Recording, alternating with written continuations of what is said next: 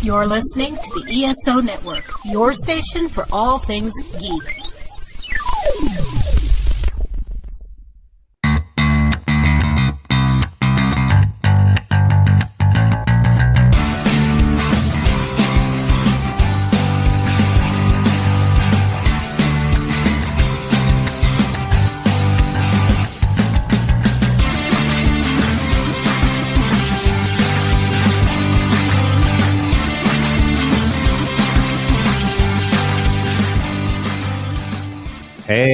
Hey, all you music lovers out there. Welcome to Modern Musicology. My name is Alan, and we have got a super special show for you tonight. I'm so excited about it. But first, let me say that we have in the house, Rob Levy. Hello. And a very special person in the room with us is Stephanie Seymour. We're all special, but hi. we are special, I'll tell you. So we got a big show tonight, and I'm like I said, I'm really excited about this. What we're going to be talking about tonight. We'll let you know about that in just a second. First, though, got a couple of housekeeping things to do. We found out this past week that Bonnie Tyler passed away, and you know, she was such a presence on the music scene. The first thing of hers that I ever heard, which I'm sure for a lot of people my age, this was the first thing. And that was a single that was mainly on the country charts, I believe, called It's a Heartache. And that was from 1977. And man, I used to love that song. I don't know that song, I don't think. And she's had quite a bit of, good hits since then. Total Eclipse of the Heart is the biggie, written and produced by Jim Steinman, of course. And there's Holding Out for a Hero was a big one for her. Huge. Yep. There's a Kiss song. Paul Stanley wrote a song called Hide Your Heart, and a number of people recorded that, including Bonnie Tyler, and that was really good. So she's had a string of successes over the years, and it's a very sad loss. Yeah. Sorry to hear that. Yeah, she also is on the Rick Wakeman album, Return to the Center of the Earth. That's right. I completely forgot about that. Which, when I heard that record, completely threw me because I was trying to figure out who it was. I'm like, oh, yeah, it's Bonnie Tyler. Yeah. Holy moly. She's one of those people who, the minute you hear her voice, because it's very husky. Yeah. And what's interesting about her is at a time when pop stars were glamorous and very chic and fashion oriented, she just came there, whoever she was, whatever she was wearing, just did her thing. Right. When you hear her songs, and you see the videos for them, they don't dress anything up. They're not trying to be anything fake, but her voice was one of those things that transcended the aesthetics of her look or the sort of record label image, which very few artists of that time had done. Interestingly enough, by marriage, she is related to Catherine Zeta-Jones, which I also found out this week.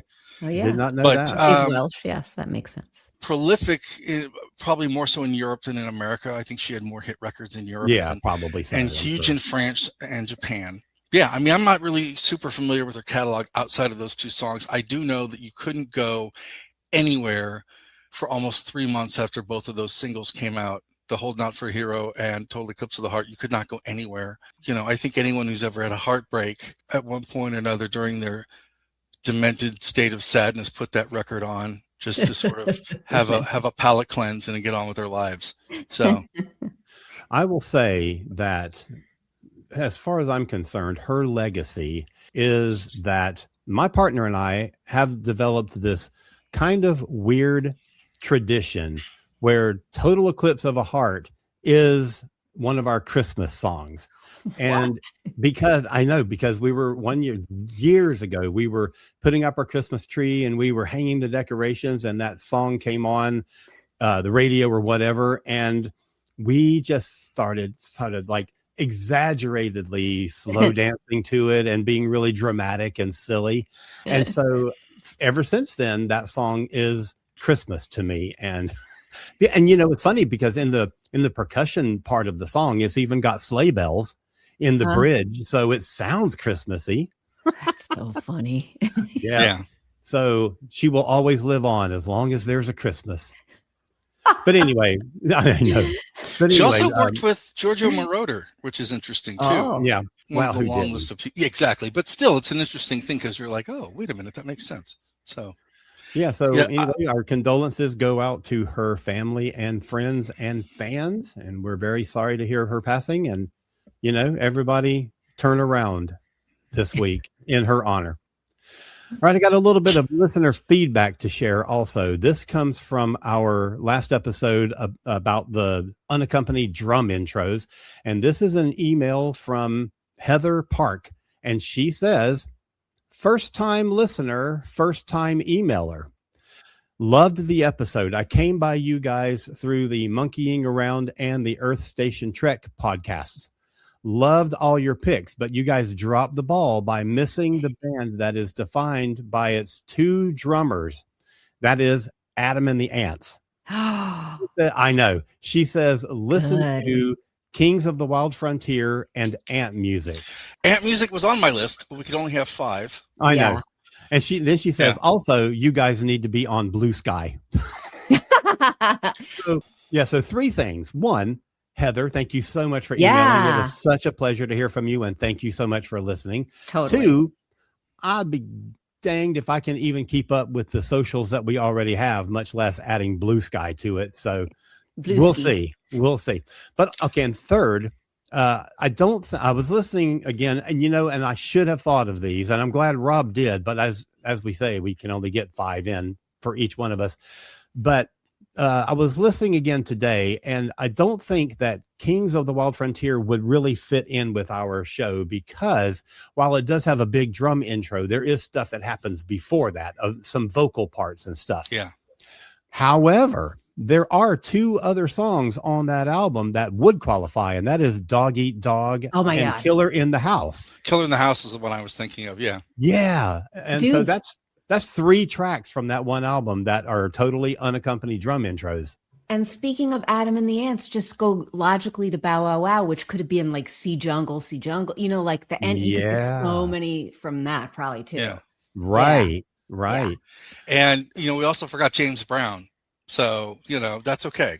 We had to do part 2. You know what I mean? Like there's we obviously have to do part 2 of that. So my list was enormous, and I had such a hard time pulling it down to 5. And I made the effort with my ADHD brain to only give Alan 5, not 236. That's good. You're good. Right. So, but Ant Music made my list, and then I cut it because there was other stuff that I think sounded cooler. But Ant Music, every time I play that, it's one of those dance around the house kind of songs.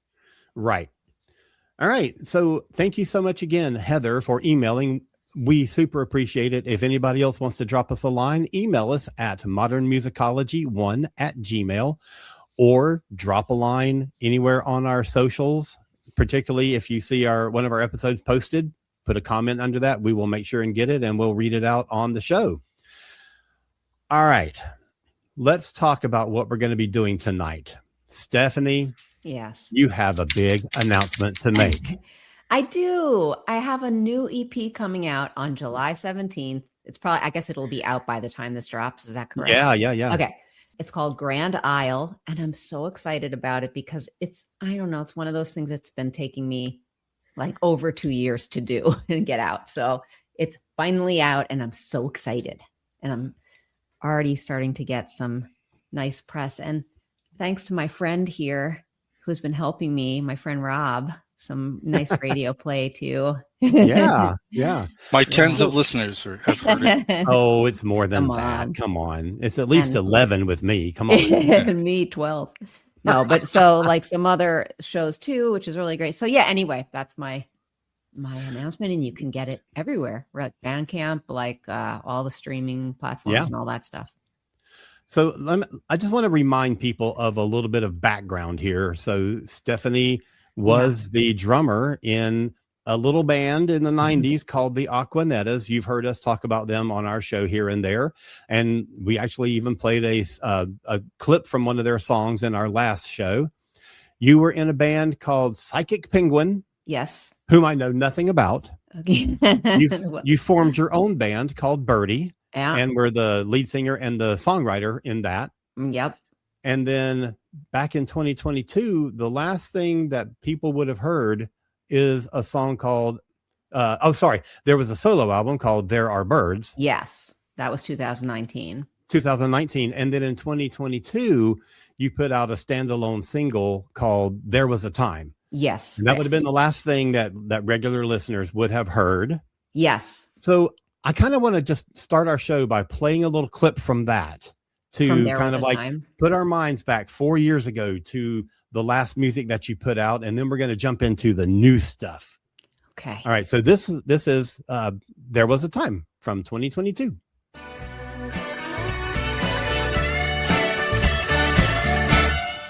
There was a time when rainbows filled the room. There was a time. There was a time when rainbows filled the room. There was a time.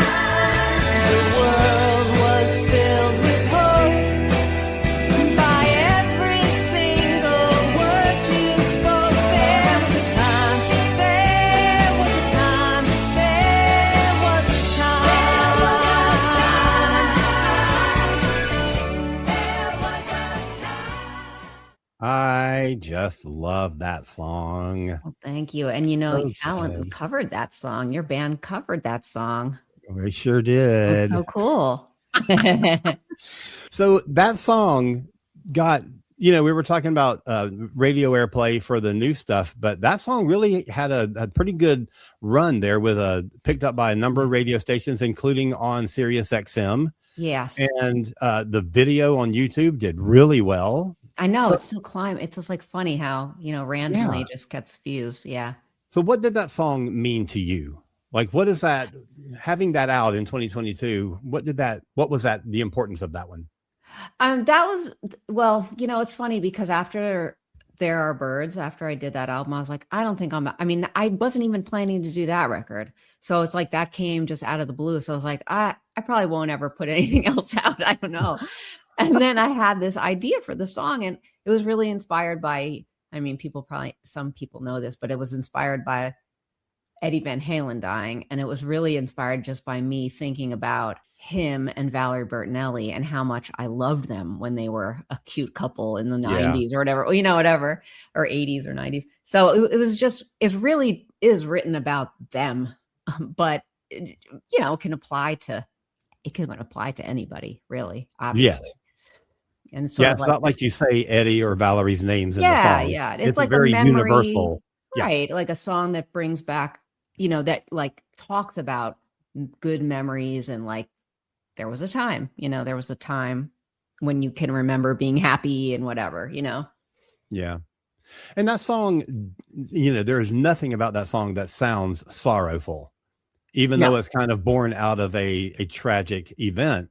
It's about remembering good times, and there's a real uplifting spirit about it. Yeah. That I think that's also, the chorus is so punchy in terms of, me, Cheryl, and Deb having those like harmonies. And also I think the horns add that kind of like Staxy kind of sound. The whole thing is kind of just like a real girl groupie kind of throwback kind of song, Yeah. Yeah, to me, it's sort of like the Crystals meet the Bangles. Oh, that's cool. That's a good way to description. describe it. Yeah. That's great. Rob, you always like nail. It's so funny because you really do like nail something with like the 2 crosses or the 3 crosses. It's so funny. You're so good at that. It's true.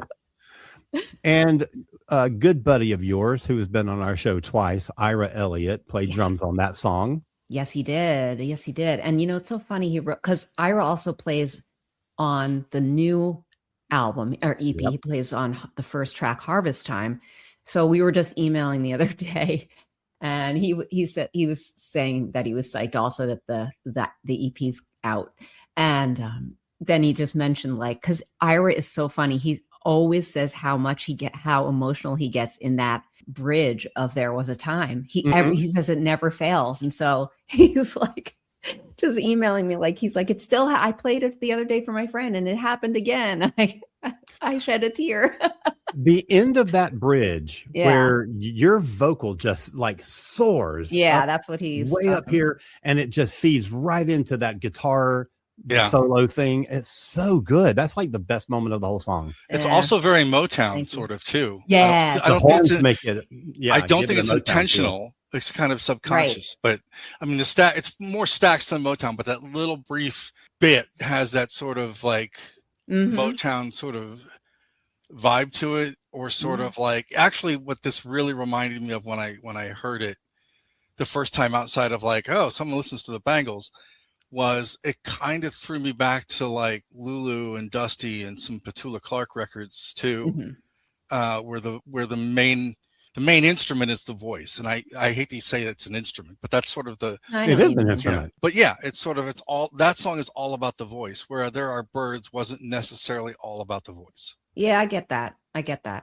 But at the same time, like there was a time, like the way that Bob's guitar melody, sort of that hooky riff that he plays over and over, that makes it also that kind of girl groupy feel, I think. And I don't think you're right. I don't think that was an intentional thing. It just kind of all came together Yeah. in that way for that song. So I'm glad you mentioned Bob, because Bob played on that song and was the producer of that song. Yes. My What- husband, Bob Perry. That's who And of we're course- talking about. Yep. Performs that same role on the new album. Yes. What is Yes, he does. a partner as a musical collaborator? Yeah. I'm laughing. Because I annoy the shit out of him, I think, when I start making a record, because I don't play any instruments, and I have to sing everything to him that it's in my head. Yeah. And we definitely have similar tastes. So he sometimes will know where I'm going with the song, but sometimes like I'll be thinking more of in a poppy kind of vein for chords, and he will just, because anything could work. If I'm singing you some random melody, you don't hear the whole song like I'm hearing it in my head. So whatever's coming out of my mouth, he's just got to start picking chords out. Mm-hmm. So Right. he'll kind of go like in one direction, whereas I'm like totally going the other. So we start, our whole like that. I'm like, that's not what I mean, and I get all upset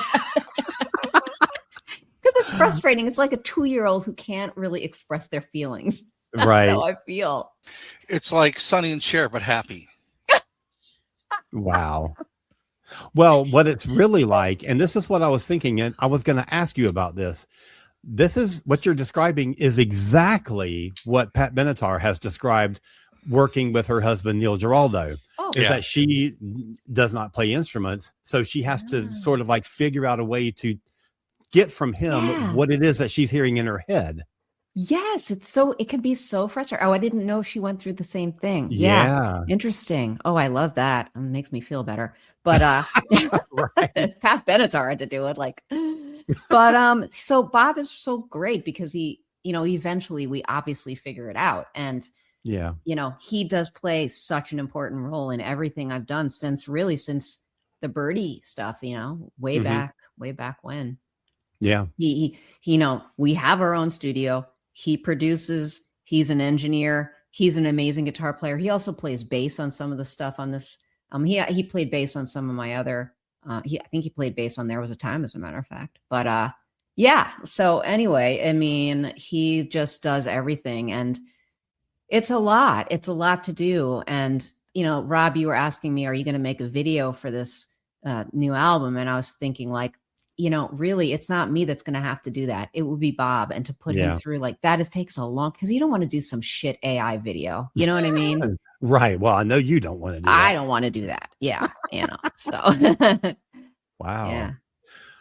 All right. So let's talk about the new album, because it's been since 2022, the last single that you put out. Mhm. Where did the idea for this new music come from? What was the starting point for this new album? The song Harvest Time, which is the first song on the record. That's the one that came to me, I feel like, first. Yeah. It's so funny because on There Are Birds, I had a song called Common Loon. And that was a kind of really almost like a fictional story about some family, like my northern Maine family. That it's not like a true story, but I just kind of took the mood of that and sort of created this like mostly fantasy thing. But then I was like, I really want to tell a story about, my great grandparents and way back, way back, you know, who all came from like France. I mean, sorry, from Montreal, Canada, yeah, Quebec, the whole area, and came down in the, I guess it was like mid 1800s or so to northern Maine and like settled there basically. So I had wanted to do that, you know, since There Are Birds came out, and I just didn't really have any idea of how I wanted to tell it, but the chorus came to me, so then I kind of was able to like work from there to tell. So that's really the first song that I had an idea of. Yeah. And okay. I kind of decided at the same time, like, there are some songs that I'd really like to cover. You know, I've always wanted to just cover some songs. And it's funny because I'm not like a cover song person. And when I hear a song that's a cover, I don't want it to be completely different from the original. Yeah. Yeah. I can't explain. Like, I don't want it to lose the melody, you know, and some people just completely, they're going way off base, and that's fine. Like, if you like that, great. But it's not my thing. I kind of like to stick to the song and just put my own little twist on it, I guess. Right. So this album is 3 originals and 3 covers. Yes. Yeah. So what was your thought process in that? Now, I know one of the originals was a late edition, and we're going to talk about that in a minute, because we're just going to go track by track and talk about this whole thing. But so what was your idea for the 3 covers and adding those to your originals? I had a list of covers that I was like, I'll bet.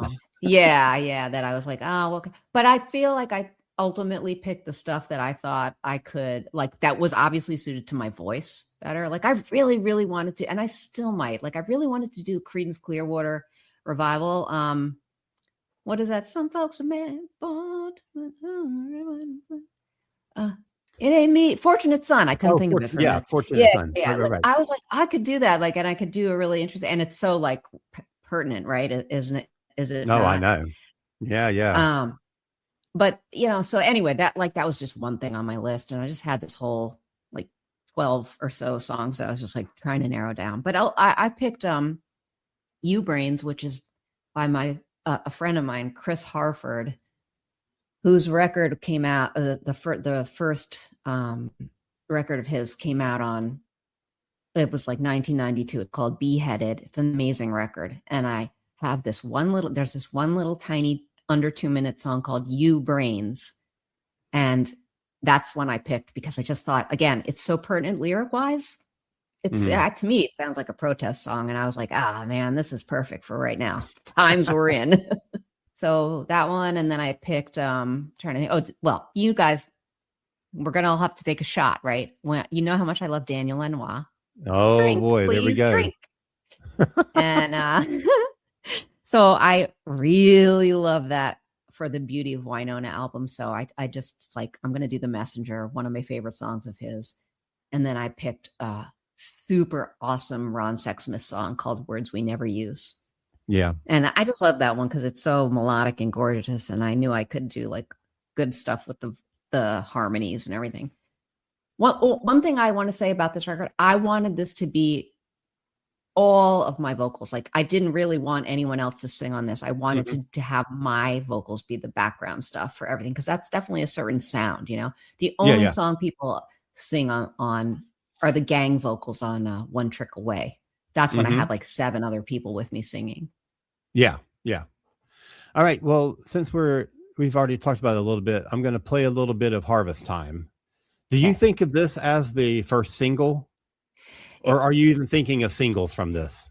I mean, it's the one. So if you pre-order it from Bandcamp, like, this is the one I decided people would get, kind of because it was the first track. But so I don't know if I'd call it a single, but like, Rob, you're playing this one. I mean, this is like a lot of people are playing this one now. Yeah, it's just kind of, I got the impression that's what you wanted it to be the single. It's a good lead-in too. You know, it's not anything weird or out there. It's, you know, if you like acoustic music, you'll like it. If you like indie music, you'll like it. And also, if you are a fan of singer-songwriters, then this is in your bang too. It's probably a little more in the Americana vein than the indie vein.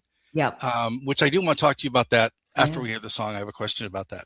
Okay. Well, let's check it out. And of course, I think of this as a single because it has the album title right in the first line Yes, of the it song. does. So it really sets everything up. But this is Harvest Time from the new EP. Here we go.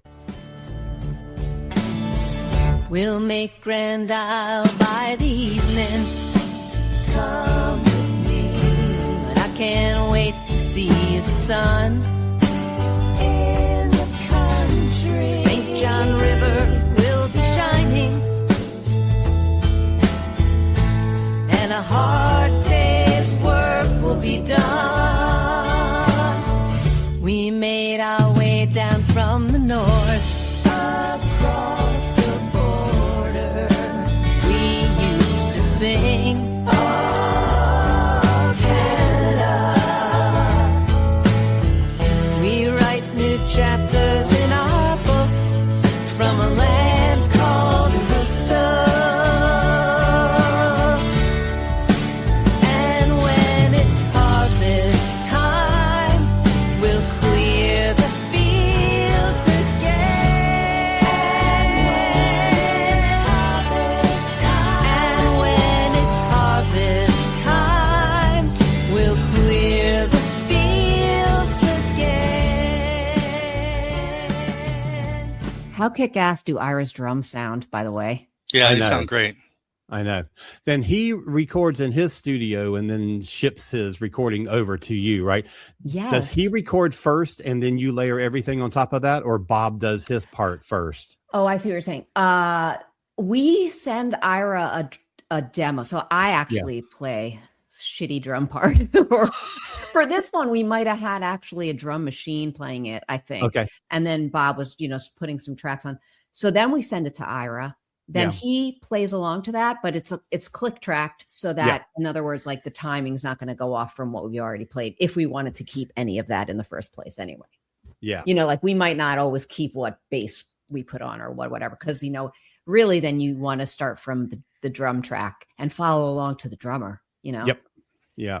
So, Steph, this record is sort of kind of a 180 from There Was a Time, whereas that one, as we talked about, was kind of steeped in Motown and Stax. This one's very much a Nashville, Galveston kind of record. And I'm just wondering, was that intentional, or was it just how everything felt after the lyrics happened? Yeah. I think like There Was a Time is a little of an anomaly for me. I'm not really like, that's not my usual sound. I don't think this more like is my usual sound. I don't want to say usual, but because I don't know. I don't think I am like a garagey kind of like girl group sounding person usually. I think I'm a more roots based person, but in a pop way. Does that make sense?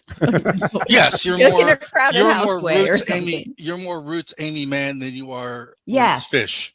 Yes, I am. Exactly. Yeah. And So you I don't wash your think, hair. Rob, that it was like intentional. I think that's just what I sound.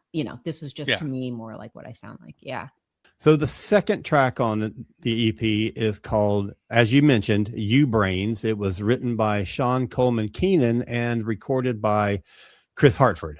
Right. And Yeah. this is a weird song. Let me just tell you, this is Yeah. an unusual song. It is. Yeah. But it's my favorite on the thing.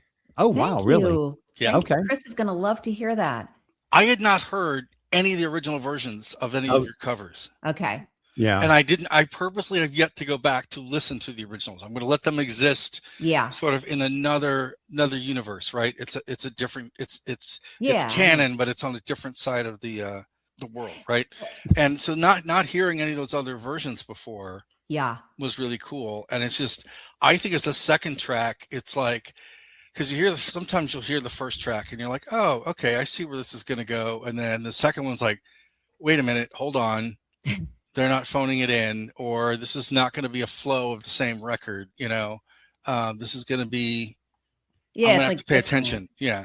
Yeah. It kind of catches you off guard. You're right. This is definitely it is an odd song. It's just a 2-minute like oddity in a way. And when you hear Chris Hartford's version, I think to me, he does a more almost like a really haunting version of this song, which I love. But it's I did listen to his version. Yeah. I had never heard of it before, but yeah, it's very cool. Yeah. Yeah. So mine's a little more direct. I can see why you picked it to record. Cool. Yeah. Yeah. Mine's a little more direct, but Yeah, So you do play drums on that song, I do. and you reunite with your old Aquanetta's buddy, Debbie Schwartz, who plays bass on the track. Right. And Debbie is actually in the Aquanettas. Debbie was, lead singer and like sort of like guitar player, like rhythm guitar player. Yeah. Claudine was the bass player, but Debbie also is an amazing bass player. So we did think of her. She's actually on 2 songs. She's on the Messenger also. Yeah. Yep. It was nice to be the rhythm section together. Was she there, or did she Yes. do a remote? Oh, she was there. She was here, but she overdubbed to what we had already, like she kind of replaced Bob's guide track. Yeah. Well, that's really cool. I love that you guys played together again. Yeah, I know. It was really nice. I loved it cool. too. I don't know what made me just now think of this, but what is Bob's favorite song on the album? Or do you know? I don't know. Honestly, I don't. It's funny because we'll listen to it and sometimes we're like, oh man, this one just sounds kick ass. We love this one so much. This is our favorite. We're like, Yeah. You listen to it 2 weeks later and you're like, no, this one is. Yeah, they really are like your children, I guess. They are. You I know? feel like One Trick Away might be my favorite song. Maybe. I don't know. Today. Yeah. Right. It was my favorite when I first heard the record. Okay. That has changed since then. And What's I'll tell you yours? about that when we get there. Okay. So let's just move on to track 3, Yeah. which is the Ron Sexsmith song, Yes. Words We Never Use. And this has your good friend, Paul Moschella, on drums. And Yes. Bob plays this super cool Ebo solo, which I absolutely love. It's so cool. It's so cool.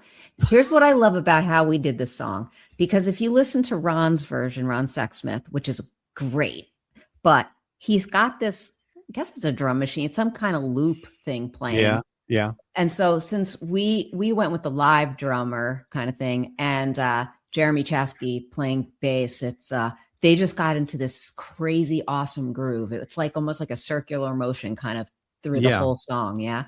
And then like you said, Bob put this excellent, really cool guitar parts down, but also played that Ebo solo, which is so crazy. It's so good. Like I said, I listened to the Sexsmith version, which I think I've heard before, but I just never really, I'm not a big Sexsmith fan. He's not on my radar. So I really listened and paid attention, and it's a very different drum part. Yes. And I don't know if it is a drum machine or whatever, but it's got a very different sound, and it changes the whole atmosphere of the song. Right. The way like you guys did it. Very like, Yeah. I think it might be a drum machine, I guess. Probably Or a so. loop, yeah. Probably so. It has kind of I hate to say, I don't mean this in a bad way, but it has kind of a mechanical, No, it does. like clockwork kind of feel to it. Right. And like, I'm sure he was going for that. Like, that's clearly the intention because, on that record, he's obviously using like real drums in other songs. So they definitely went for like a vibe on that. Right. But I always heard that a little more soft, that song, like a little more softer, a little more like organic, I guess. A little bit softer now. A little bit softer.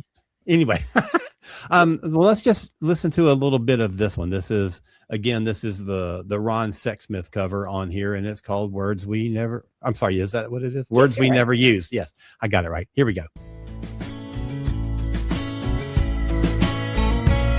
I can't understand this sadness here. Sorrows rolling in from where's unclear.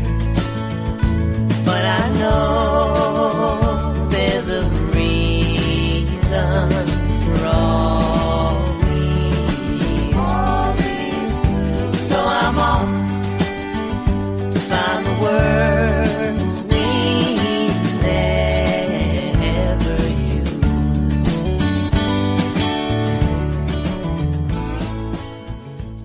There are parts of that song that are really low in your register. Yeah, I know. I almost Did didn't you think make about it. transposing it at all, or did you like singing it that way? I did like, I think had I even bumped it up a little bit, it might have just been like unnatural on some of the higher parts or just not what I, so yeah, I tried to go Low. It sounds cool though. Thanks. There's I just wanted to point out Andy Burton's Hammond organ in that, and also his Yes. piano and clavinet. I mean, the guy is just genius. I was just going to say two things. One, this is my new favorite New Pornographers and Lone Justice song. And Lone Justice. also, it's really good to hear your voice with an organ. It's really Ah. different. I don't know whether there's an attempt to capture the sort of like early Loretta Lynn sort of gospel-y kind of twang to it, but it sounds retro without being retro. And I don't mean that as a bad thing, but this sort of sounds like Yeah. this is like my favorite AM radio song on the record. And I mean that as a compliment, right? Because it's just really beautiful. Thank you. It's funny because we just gave Andy some songs and we're like, here, you do your thing. Cause he's, he's out of this world talented, played with everyone under the sun, by the way. So Oh, wow. yeah, we just said, do your thing. And I think it works so well with this song in particular, obviously, but he also played on like The Messenger, and I think he played on one more. I gotta get I have to look at my credits, but a lot of people on this record. Right. And I know it's easy to take somebody, like you mentioned before with the drums, it's easier to take other parts and sort of put them in overlays and things. Was there any sort of weirdness of trying to get, or difficulty with trying to get the Hammond organ to sort of fit where the song was? Because it seems to me like you'd almost have to be in the same room to make that work, but technology is so wonky now that I couldn't imagine that being easy to coordinate. Honestly, I don't know what Andy's process is in terms of like, we just send him the tracks, right? And we get back what we get back. So he does it, whatever he does, he manages to do. Because we can't bring the Hammond organ here. That's or the piano or whatever. So he made it completely work, and it didn't feel like it needed to be all in the same room live or whatever. I think one of the things about this record is it does have a live sound to it. Yeah. Oh, that Bob would like to hear that. I mean, obviously, like you said, everything except all the basic tracks were done here. Yes. And obviously, so that does make a difference, I think, when you're in the same room. Although, of course, with Ira, that one song, his drums were recorded at Shedley Grange, his studio. Yep. Because he's in Florida. But yeah, I do think it has a kind of a live sound too, but that'll make Bob happy to hear. The EP sort of has this intimacy to it, but when you look at the cover art, which I think we'll probably get to in a minute, it has this sort of expansive sort of vibe going on, open air kind of. So how do you make a record that's both intimate but also sort of conveys this wide open space at the same time? Did you set out to do that, or is that Bob, or did it just sort of happen? Or am I just being a music critic and I need to shut up? No, that's your observation. It's funny. I gave the demo of Harvest Time to my friend Brian Rusnica, who made the album cover art, and he's a great artist. And it's fantastic. It's so fantastic. I know. You know what's so great about this? It's like it looks so simple, but it's not. Yeah. And it's like his style is like there's very few. It's sparse, but it conveys everything you ever need to know, which is why I love it so much. I just love his bird art. He does such great portraits of birds and stuff. So anyway, I just was like, I'm going to get him to do it. And I know he can do exactly what I want. And he did, but I kind of didn't think about it in your way, Rob, like that's expansive and that everything kind of feels intimate too. I didn't think about that. Well, the other thing too is that in a digital age, when most people now see album cover art through Bandcamp or Spotify or through digital, that's big. It sort of transcends that. It feels like you're looking at an album cover. Like I can pick this, even though it's digital, I can feel myself picking this up as like a tangible object, right? You're saying you can for this? Oh, that's good. I mean, it's very warm, which was very hard to do for our digital release, right? Oh, it's very hard to convey album art in this age. People don't think about album art when they're putting something out digitally. I guess not a lot of people. You're right. A lot of people. And the fact that it all ties together, I think, is really beautiful. Well, one cool thing is that when people get this, if they buy it on Bandcamp, they're going to get like a 12 or 14 page PDF booklet with it, which is the cover art and then lots of pictures and the lyrics and everything, like all the credits, everything. Yeah, that beautiful set of photographs that your friend took. Sam, yeah, Sandra Nissen. Hmm. Yeah. She did really, oh God, I love what she did. It's funny because Sandra, her name is Sandra Nissen, and you can just go to Sandra Nissen Photography if you want to see her stuff. But she's, she does a lot of headshot work. And I called her up and I said, I want to do this. I just want to be creative and weird and let's just have fun. And she was so excited to do that because she wants to get more into that. So we just had such a fun photo session, and she really got some excellent pictures, I think. Yeah. All right. We're going to take a quick break because we're a little over our halfway point. We're going to play a very quick ad for one of the other shows on our network. We'll be back in 30 seconds to talk more. We're going to talk about basically side 2 of the EP. So here we go. What's this? Discussions of thrilling new Star Trek episodes. Incisive debates on legacy Star Trek topics. What could it be? Star Trek! This is Earth Station Trek, a show where we trek from the early days on NBC to the future on Paramount Plus and everywhere in between. Star Trek! Earth Station Trek, live on YouTube Thursdays at 8 p.m. Eastern, or listen after on your favorite podcast platform. Yeah. I thought I'd play the Earth Station Trek ad since Heather Park, our new listener, mentioned that in her email. So there you go. Okay. Track 4 is the one that when I first heard this album stuck out to me as my favorite. Yes. And you said that this is currently your favorite too, right? I think so. One Trick Away. Yeah. Yep. Probably right now is my favorite. Yeah. All right. Let's take a quick listen to it before we talk about it.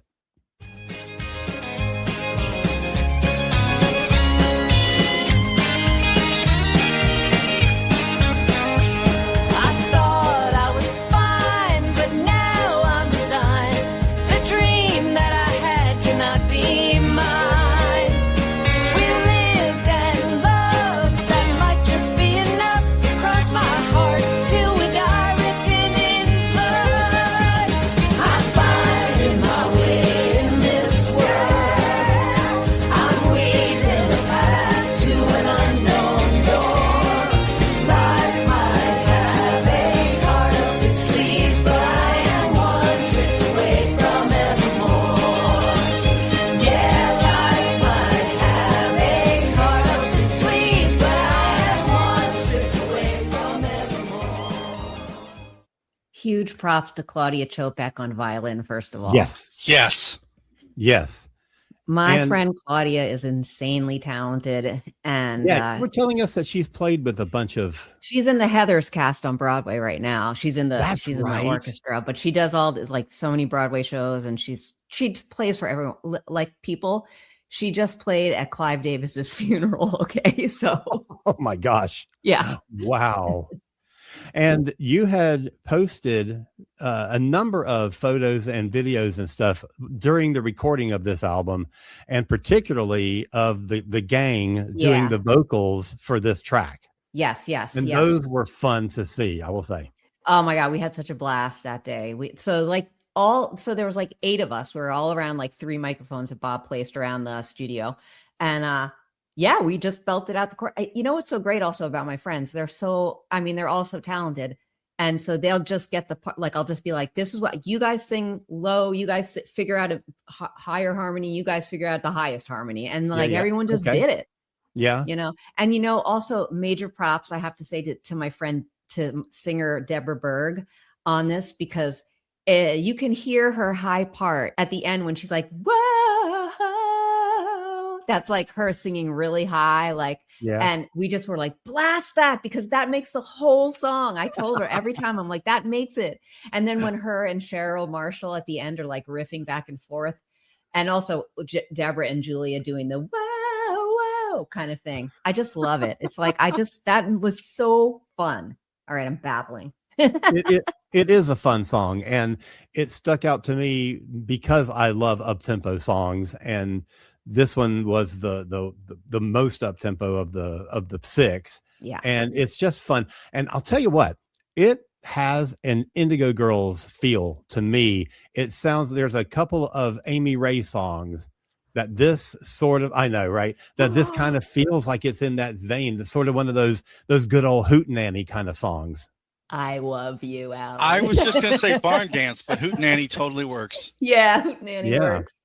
Oh, wow. Thanks. I love the Indigo Girls. You know that, so. Oh. Yeah, I also thought this had a bit of a Sheryl Crow thing going on with it too. Oh, I can see that. I can see that. And I love her so much. You know, she's one of my favorite performers, actually. So I'll take that. This is the Grand Ole Opry part of the record. There you go. There you go. That's so I mean, funny. I didn't intend for, again, it's like I wasn't setting out to be like, I'm going to write a country song. Right. Or a bluegrass song. Like I didn't mean it for that to be. It just sort of, that's what it became. But the guitar part in there and that fiddle part My God. just puts you right in Nashville. Bob had an idea, like he had this idea for the solo of having like him and Claudia kind of be the dueling parts in a way, but obviously fitting together, but playing off each other. And so they really did. Yeah. I was listening to them record that, and I was just thinking to myself, oh, this is going to be so awesome, because they were just doing they're playing so well off each other. That was a very last minute addition to the album, right? You had everything done, or like not all the recording done, but you had all the songs written and the covers picked out, and that was going to be the 5-song EP. Yes. How did this one last track hit you? Where did it come from? Pain in the ass when that happens. It's like that happened to me on There Are Birds too. I'm like, no, I got to add one more, and we're like almost done with everything. So and then you have to like go back to basic tracks again. And so yeah, I mean, it literally came to me in like a day or two. I don't know. I just got the chorus, like in my head, and and it really was one of those things where it just like came out of the air, and I just pulled the song out of the sky, and it just came into being. So I figured, look, if it came to me like that so fast, and it was a really cool upbeat one, like you said, I knew the album was a little bit mellow, so I'm like, this is also kind of upbeat. It's going to be like a good kind of balance. I was just like, fuck it, we got to do it. And which is funny though, because it actually ended up being the first song that we pretty much finished. So we did that one really quick. Oh yeah. And then we started like working to finish the other ones after that one. So wow. Yeah. That's crazy. All right. Yeah. Let's move on to the next one. Track 5 is, we've talked about this a minute ago, The Messenger by Daniel Lanois. And this has you on drums and Debbie Schwartz again on bass, and a guy named James Mastro on doing the guitar solo. Yeah, I know. Who is James? Oh, yeah. James was in the bongos, first of all. James was one of the founding members of the bongos. Yeah. But we've known James for... Bob actually knew James way before I did, but like James was in the Health and Happiness show when we were doing Crop Duster Records. So that was like, so but James runs the guitar. He has 2 guitar shops in Hoboken called the Guitar Bar. He's played with Ian Hunter for years. He's sort of like the person that actually got Ian to play again. And he's in his band. Yeah. Wow. And he's played with like Patti Smith. He's played with everybody. So he's just an insanely talented guitar player. And he put out a solo record, I think 2 years ago, right? Because I think Bob sent that to me. Yeah. Yeah. He's got so many great solo albums, but yes, the one he put out recently is great. And I know he's recording again. I think he went to Memphis, was it? Or Nashville? I can't remember, but he's got some stuff in the works too. The more that I listen to this record, the more track 6, Scour Your Heart, has become my favorite. Oh, I absolutely love this song. Thank you. Let me just play a little bit of it and then we'll talk about it. So this one's a little bit longer clip. This is the big finale of the album. This is one of Stephanie's originals called Scour Your Heart. Here we go.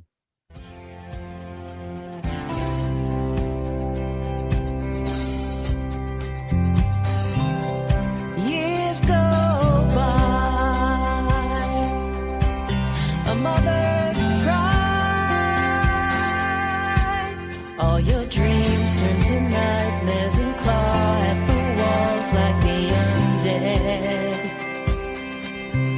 He's not coming home again.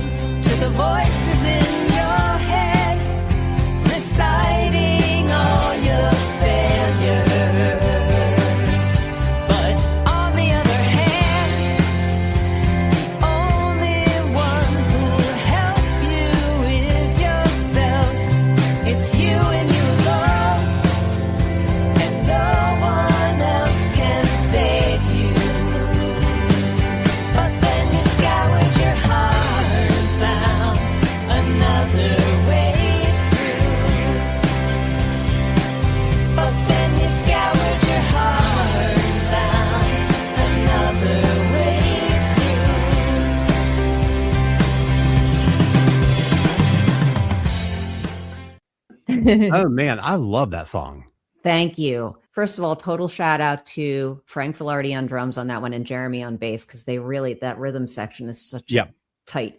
And Ray Nissen did such a cool thing with the synth and piano on that. I just feel like if you hear his stuff, just soloed, it's just like, wow. Bob told him just do something weird, and he did. It was so great.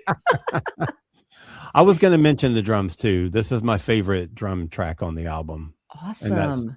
Frank Filardi. Frank Filardi. Frank is in the Bacon Brothers band, with Kevin. Oh, really? Yep. He's played with cool. them forever. And he used to play with like Donny Osmond, and he's his own band. It's like, so, and I know Frank because he used to play with Julia Greenberg and Julia's band when we did the whole Crop Duster stuff. So I used to sing with them, and, we all used to switch around in everyone else's band. Wow. So I know Frank from then. Wow. That's really cool. Yeah. Yeah. So what's that song about? Where did the idea come from? Well, it's about Lisa Marie Presley, and it's sort of like a tribute to her. So it's kind of weird. I had a song called "Scour Your Heart." I had a whole set of lyrics that were another set of lyrics, and I had written it about completely something else. And it was a weird lyric, and I just think it felt forced to me, so I never really did anything with it. Yeah. And then when I was, so upset by Lisa Marie's death, because I just love her music. I think she's the coolest. I'm like obsessed with her and Priscilla. So I had the chorus, and I was like, you know what? I'm changing this whole thing, but I'm keeping just this one little part. And it totally made sense and worked. It's funny how that happens. Yeah, that's so cool.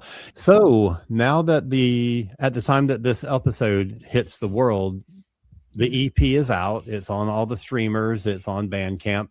What's the next step? I mean, you've been getting some press for this thing. What's your next big promotional push for this? Well, I've been sent for the last week now. I've been sending it out to, I have a list of 400 radio stations that I've literally been emailing it to every day that I can. And so then, just hope that people grab onto it, and they have so far. And Rob, I have to give major shout out to you, Rob, because Rob has been helping me a lot with who's sending it to people, and helping me and also playing it, which I truly appreciate on all of his 4 radio shows, which is beyond right. But just thank you, Rob. I really appreciate it. I do. Thanks, Rob. So hopefully it'll just get, I just really want people to hear it. Really, that's my goal, is just, I want people to hear it and to like it. And, I don't have any illusions about I'm going to be rich. That never happens. So I just want people to hear it. That's all. Right. And I think I heard you mention that you've already started writing new stuff, right? Why am I doing this to myself? Why are you doing that to Bob? Because, right. Well, that's the question. That's great. So what are we thinking as far as I know there's not any pressure to do a new album anytime soon, because this one's just come out, but no, I know. So but why am I you've doing already this? got how many things are in your head now? That's I have crazy. 5 songs. That's awesome. B-sides. What did you say? B-sides. B-sides. Yeah, right. There you go. No, it's actually, I have a concept album idea again in my head. So, yep. Very awesome. I'll tell you guys later, but I'm not going to share it with the world. No, yet, of course don't share it publicly. It's all coming together sort of in my head. That's so exciting. Yeah. Wow. But yeah, like you said, for now, I'll just concentrate on Grand Isle. Go buy it, people. Exactly. The other thing too is, Bandcamp Friday is a thing. Yes. Please, if you're gonna buy the record, do it through Bandcamp. You can do it on Bandcamp Friday.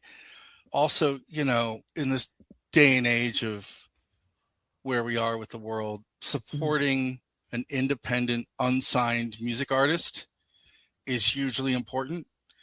It's not about money. It's not about units, as they say in the industry. It's about letting people know who keep track of these kind of metrics, that independent artists still matter, and that you can make great music and not be on a major label, and that the actual craft of songwriting and performing music matters, which is a huge takeaway from this record, because it's very organic, and there's not a vocoder on it. So she won't be taking any Grammys away from Taylor Swift on stage. Although if she did, I would love it. Me too. But yeah, I mean, just please, if you want to spend your money, give it to somebody who deserves it and who's nice and kind and likes birds. Thank you for saying that. But I feel the same way. I love buying my friends' music and supporting independent artists, and because it is true. It's like, nobody makes money from this. It's like, I'm never going to recoup what I put into it. No, we don't do it for that reason. It's like, just do it because we like to, and we can't not do it. So exactly, same reason I write books. I know I'm not going to make any money on them. Yes, I just love doing it, and I love people reading them. Yeah, and like Rob, you love playing music on the radio. Like it's about sharing art. Yes. It's about sharing. It's about just creating, and like that keeps us going. We're all music lovers, right? We are inspired by music, and that's why we do this show. By the way, thanks for letting me hijack this show. Shit, like Nepo baby over here. Oh, stop.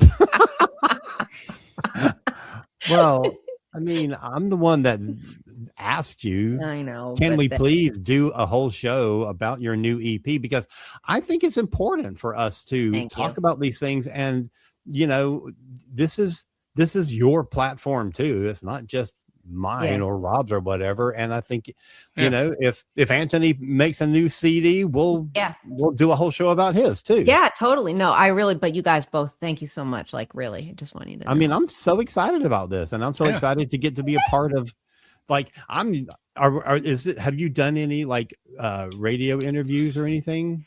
I haven't done any radio interviews. I just done. Right. You got some press ones. Oops, Rob.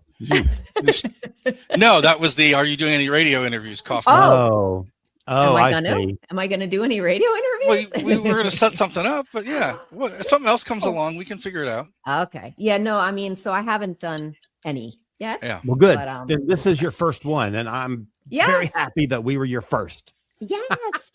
Thank you guys. Awesome. Oh my gosh. Absolutely. So everybody, please go and either buy the EP on Bandcamp or stream it on whatever platform you love the most. Yep. And you can also go to my new revamped website, which is just StephanieSeymourmusic.com. Yes. Yeah.